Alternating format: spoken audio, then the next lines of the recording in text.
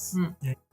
Et une autre question sur ce point-là, c'est pour toi, quelle est l'importance du bien-être émotionnel et mental pour réussir en fait ces études? C'est vraiment, pour moi, ça fait partie des basiques.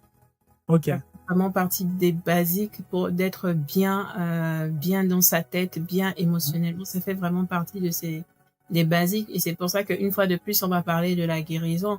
C'est Mhm.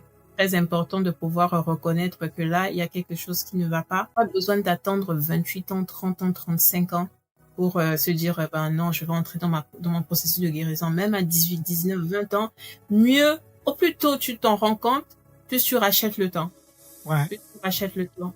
Donc, c'est vraiment veiller vraiment sur son cœur. Si je suis en train de passer par, j'ai des, comment dire, j'ai des examens qui arrivent, mais je ressens vraiment une profonde tristesse. Je ne suis pas bien dans mon âme. Je sais pas, par exemple, il y a des mauvaises nouvelles qui se sont enchaînées. Pose-toi pour déjà questionner, en fait, déjà ce mal-être. Et s'il y a des mauvaises nouvelles qui se sont enchaînées, comme on a dit, une fois de plus, en parler à une personne. Se libérer.